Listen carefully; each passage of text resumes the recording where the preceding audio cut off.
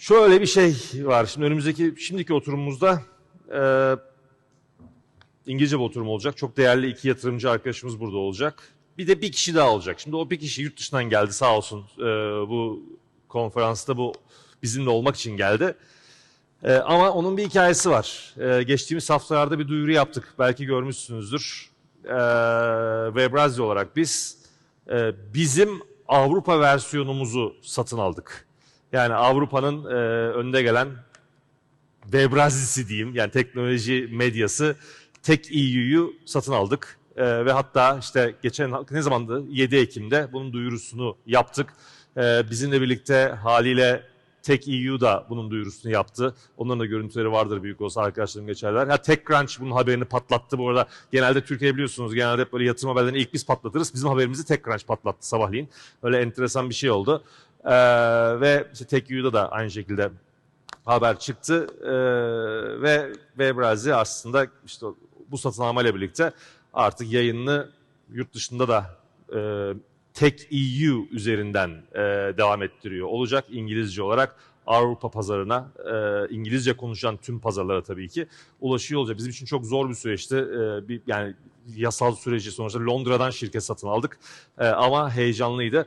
Şimdi de işte kimi çağırıyorum ben buraya? Founder of Tech.eu, Robin Wauters. Round of applause please. Bir alkış alır mıyız kendisine? Bir de sanal alkışları da alırsak. Tech.eu founder'ı Robin Wauters beni kırmadı ve geldi. Hello, how are you? I didn't understand the word what you were saying, so I hope it was positive.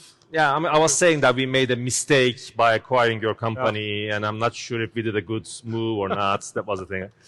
How are you, sir? Yeah, good to see you too. I'm good. It's good to be back. Like I've been to Webrazzi Summit a few times in the past, but I like your Tech.eu hoodie. I don't have one. You will get one very soon, I'm sure. Hopefully. Part of the family now. Oh, yeah. So I'm going to leave the stage to you. Actually, shall we just invite our speakers together? Yes. Yeah. Please, Cem and Dilek, please join. Earlybird partneri Cem Sertoğlu ve ScaleX partneri Dilek Dayınlarlı'yı alkışlarınızla buraya davet etmek istiyorum. Ne haber, nasılsın? Hoş geldin. Cem selam, hoş geldin. İki çok değerli fon. Earlybird zaten yakın zamanda bir ödül de aldı. En iyi çıkış, en iyi exit ödülü. Değil mi? Tebrik ederim onunla ilgili de. Büyük hareketler, özellikle UiPath yatırımı sonrasında. Bunu da Robin'le konuşacaklar. Sorry for saying all these things in Turkish. I'm learning. Robin will be doing the interview here, and he's going to be moderating this discussion. Thanks for being with us in Istanbul, and thanks for joining us. The stage is yours. Thank you for the invitation, Ara. So good to see you guys. How are you? Great to be here. As I said, I've been here a few times before. My Turkish is still very bad, so we're going to do this talk in English. Sorry if that's a problem. But I will get better at Turkish, I swear. So next time, next year, maybe, I can do this in Turkish, who knows. As any panel starts with introductions, I'm going to ask both of you to do a quick roundup of who you are, what you do, and then we can get to the good stuff. I will start with Dilek. Okay, perfect. So, Dilek Dayınlarlı. I'm founding and managing partner of ScaleX Ventures. It's an early stage fund. We love deep tech and B2B software. We want to go global. I've been doing this for a long time. I remember the days I was asking Cem actually, what does VC mean when I used to work at Groupon? So probably I'm one of the first in VC market in Turkey. I've been operator, angel investor, and now a venture capitalist. Great. Cem? Cem Sertoğlu. With my partners, I founded and run the Earlybird Digital Lease Fund, which is in its second fund now. Can you put the mic a bit up? This side. This side? Is it better now? All right, thank you. It's a 200 million euro fund focused on Eastern Europe. For us, includes Turkey and Greece as well. Our Fund 1 was probably the first fund that's focused on the region as a pan-regional fund, focused on Series A opportunities. We've been investing initially as sort of personal angel investors and then institutionally in the region since the beginning of last decade. So, and we've been very fortunate to be involved with some of the big outcomes from the region. Great. Well, I'm looking forward to learning more about your activities in the region in the next 15 minutes-ish. But first, maybe an introduction of myself. My name is Wauters from Tech.eu, obviously. But before, I was with TechCrunch and The Next Web, so I've been covering technology ecosystem for about 15 years now. And it's quite amazing to me how things have changed so profoundly. By the way, in the beginning, I also had to ask what VC was in the very early days, because I didn't know. But I'll tell you another funny anecdote, is that when I started my career in the early 2000s, I was at a tech company in Belgium where the second floor of that building was held by a VC called Big Bang Ventures that ended up investing quite heavily in Turkey. So I did sort of get my first introduction to the Turkish market very early on with one of the partners, Barent, who was very active in the region back then. But yeah, so things have changed quite a lot. So that's some of the things that we're going to discuss today. Can you go back to sort of when you got your start in VC and talk about that change from your perspective, sort of? How is the VC market where you're investing different from where it was when you started? I think the story is one of like Tale of Two Cities. It was the best of times, it was the worst of times. Back when I started investing, I moved back to Istanbul in 2005 and got fascinated by the opportunity set I recognized here. And one way to get involved was to write personal angel checks at a time where not many people were doing this. So to me, the defining characteristic of the region is capital scarcity, which still persists even in today's extraordinarily liquid times, where you don't open the browser without some big unicorn announcement that's been minted even just that day. But and it's now a world of difference. When I was making my first angel investment, I went to a friend of mine who's a corporate lawyer. I said, I'm thinking about making an investment in this little startup. And I said, can you help me with the transaction? He said, I won't. Well, why not? Because you don't buy a minority stake in a Turkish company, they'll screw you. It's just like, I won't, let you do that mistake. Fortunately, I didn't listen to him. And that ended up being a good outcome. So it was extremely nascent and capital scarce market. Today, I mean, we've had Webrazzi summits with thousands of people in the room. There's dozens of service providers who can help with transactions. There's now quite a bit of capital that's earmarked for the market. Lots of seed funds, accelerators everywhere. Companies helping scale ups go abroad to global opportunities. Yet, if you take out a few outliers like Trendyol and Getir, the market, I mean, the annual total venture capital deployed in the entire country is the size of a C round, a single C round that you'll read about. Yeah. So it's still actually severely lagging, and we're doing our best to try to help rectify the situation and provide the appropriate amount of capital that the talent in this country, in this region needs. Yeah. That's how I see it. So I think you have two believers here to the market. So, I mean, when I first started at 212, actually it's one of the first VC firms here, and I was an operator, and I was helping the entrepreneurs. And I developed a passion to help entrepreneurs, and I've been traveling. I'm a Kaufman fellow, so I've been going to Silicon Valley a lot and seeing, we had amazing talent here, but we were lacking that capital for sure. And the toolboxes or playbooks, when I always ask entrepreneurs what we are missing, they always say that playbook know-how is missing. So, while we were founding ScaleX, we literally wanted to, change that. I think along the way, no competition, just 3 VC funds, right? Earlybird, 212, and Revo. And everybody, I would see all top-tier VCs in Turkey at sunsets and, top restaurants, throwing dinner parties for entrepreneurs. I think it was right after Yemek Sepeti exit, and 3 funds up there, booming. But right after that, you see that it's going down for a while. But I think for the last 3 years, it's been going only up. The capital deploying is increasing. And still, it's 1.4 billion. Comparing to Turkey, it's small, but it's 10 times more than last year or the previous year. So it's growing. You see so many capital try to invest in entrepreneurs. And for us, like most of my LPs, our LPs are entrepreneurs. My co-founder, Berkay, is an entrepreneur. So you see a next generation of entrepreneurs are coming up and also more global focused. I think the biggest change in the last 2 years, they would only focus in Turkish market. Now you see Getir, I mean, they were having trouble to raise money. Now they are like, people are throwing money at them because they are growing globally. Yep. For Trendyol, I got at least 5-6 calls from my friends in US while they were flying to their board meetings to ask me, like, how's Trendyol in the market or Hesapları? So you see the vibe or momentum in the market for sure. I think it's going to get better, hopefully, as long as we create more global traction and momentum. Yep. It's quite interesting for me to hear about sort of the fact that there's still capital scarcity for the most part, because money's flowing into venture funded companies by, you know, the market is quite insane, especially from my perspective.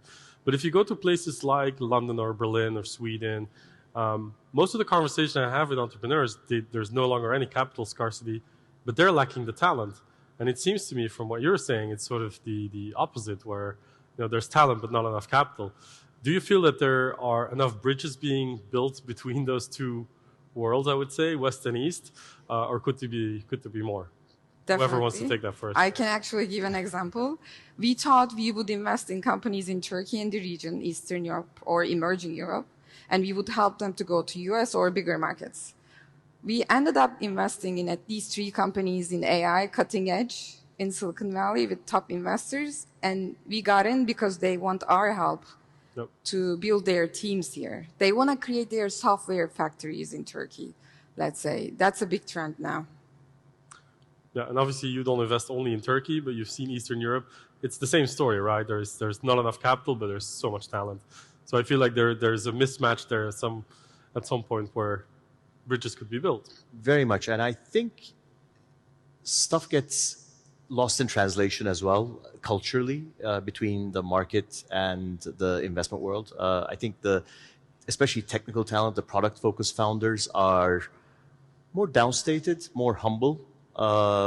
They hold back in sharing their grand visions aggressively because, you know, of course, there's a chance that they might not be able to deliver, and they're very reticent to make bold claims.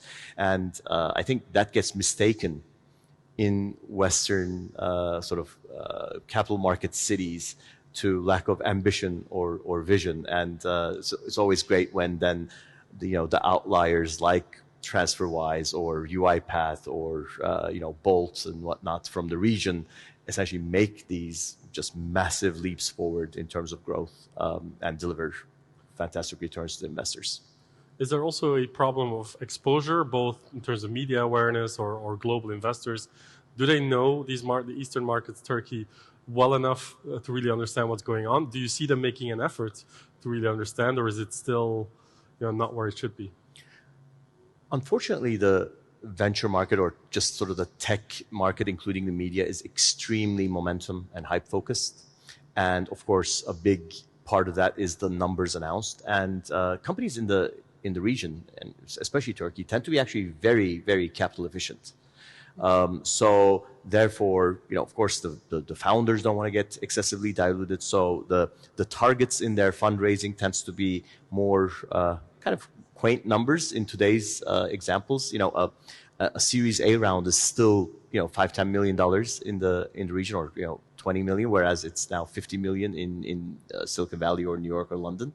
And I think a part of that, the fact that the numbers aren't as large as elsewhere, keeps the region out of the headlines, out of the spotlight. So it requires more hustle. Yeah. You also feel that way, or is it changing? I have two separate thinking. So actually we were calculating a couple of weeks ago, making a new budget for, like, how much does it take from 0 to 1? Like, how much do you need? In Turkey, you need like $500K. Like in US, at least 2 million. So to create something good product, and you can put it on the market. So still, I think as a capital efficient market, if you are going global, if you are tapping a big market, it's still really good market to start, for sure. On the VC side, I think the playing field is changing a lot. Like, you can see a VC reaching out to a Turkish company. Like, most of our portfolio companies getting Western investors at the end of the day. The reason is they see them on media or places they need to be, where their customers are. And if they are in the good markets where the hype is, they always get inbound calls. So I think that's really changing. You see inside partners raising 9 billion and like building up a lead generation team from the smartest people. They're calling every company in Turkey or Eastern Europe or Europe. So I think the biggest change is not just Turkey, but Western, especially Bay Area investors are now in Europe. Yep. Like I talked to a lot of friends in London. We are looking at deals and it's crazy. Like you see General Catalysts, big names coming down to earlier stage, increasing the valuations. So Turkey, I think after Berlin, Eastern Europe and Turkey still kind of in a more downplayed on the valuation side, but Europe is like all over high valuations. Crazy exits are also pushing it up. Yeah. From what I can see in the headlines from an outside perspective, the big Turkish tech companies are still in gaming, they're in fintech, they're in e-commerce. Is there something happening beneath that surface that I don't know about in deep tech, AI, robotics? Is there something going on here that we don't know? We generally think sort of intelligence and creativity is very democratically distributed. So if you go to any of the top technical universities here, talk to the PhDs or the top graduates coming out of the region, they're on par with people you meet at Caltech, MIT, ETH, or Cambridge.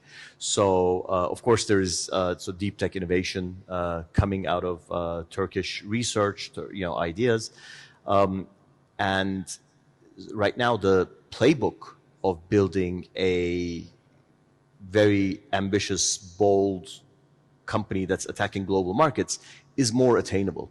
They've made movies of how great technology companies have been built, right? So I think it's a great time to be founder from that perspective.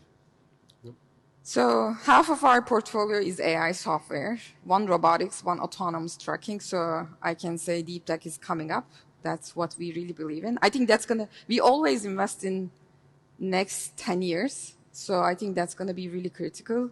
But it's, as I said before, it's not just Turkey. They need to use the talent where they can tap into what they need all around the world. That's really critical to create deep tech from Turkey. Yep. You're also, I want to give you this opportunity before the time is up. You're also doing something quite special here that I haven't seen a lot in the VC market, not even globally. I've seen one or two in the UK, but can you tell us about how Yeah. So Berkay and I and Alper and whole our team has a passion to help entrepreneurs, as we said, from 0 to 1. And we spend most of our money for our entrepreneurs to help them at that stage, like hiring. We know it's hard how we can hire them, sales, marketing, like all those playbooks and bringing best people. But then we thought, I've been investing for a while. Like when I invested in Insider or EasyCo at the previous fund, they were tiny companies. Now they are helping me out, or the entrepreneurs that I invest today. So we sit down and think about it. This is a long-term thing, and we really want to create something strong so entrepreneurs can help each other. That ecosystem is really critical for their success. And then we decided to share our profit with our entrepreneurs. So we say carry in the VC funds. The money that you make from the fund, we are actually sharing a big chunk of it with our entrepreneurs. Yep. So they can help each other. I'm really looking forward to seeing how that pans out. I know we don't have a lot of time left, but I want to get to the actual topic of the talk was actually sort of the post-COVID world. If I look in the audience, I still see people wearing masks. We're not in a post-COVID world yet, but things have changed quite dramatically. We all know tech has sort of started booming, especially in like entertainment, productivity software. But one trend that I've also observed because of this pandemic is that the playing field has leveled quite a lot for hiring, but also for raising investment. So how does that change your life? Because now basically you can hire from anywhere, you can also raise money from everywhere. Does that make it more competitive, less competitive? How has it changed your operations day to day? maybe Jem first. Then. I think for our portfolio that's got global aspirations, it has leveled the playing field for sure. I think, when you're on a Zoom call, it doesn't matter if you're dialing in from, San Mateo or Istanbul or Ankara. So I think in that regard, the doing business from a distance, time zones away, building relationships through a screen is probably easier today than it ever was. On the other hand, I think as VCs for us, especially early stage VCs, I think building relationships, at least for me, is still a in-person affair. So I can't wait to sort of get back to our early, former rhythm of maximizing in-person interaction as well. Well, this seems like a good place to start again. Precisely. Dilek, same question? So we have 8 companies now, and 4 of them we have done through Zoom. By the way, I always thought early stage investing is all about relationships, like seeing them eye to eye, how they execute, what is their passion. I still think it's the most critical thing in our job, but it's happening. So, and I think it's also really good for the entrepreneurs. When I talk to like corporates or CEOs, their top agenda is innovation, and tech trends. And now they can make sales. The adoption is much higher than before. It would take them forever to make a sales. Now, as a product-led growth, we say modern age go-to-market. So they can make sales from here to all around the world. And I see that, we were talking to a cybersecurity company. They have customers from Ethiopia, Nigeria, US, London. This is amazing. So I think entrepreneurs would also never think about that before that way. It's definitely changing. But on my job, I want to do the one-to-one meeting. Always the best way. Yeah, likewise. On a side note, Webrazzi Tech.eu acquisition was also done completely over Zoom and Messenger and WhatsApp. So I know the feeling a little bit now. But yeah, also happy to be back here in person with every one of you. Jem, Dilek, thank you so much. Thank you. Thank you. We'll make time for the next speech. Thank you. Thank you.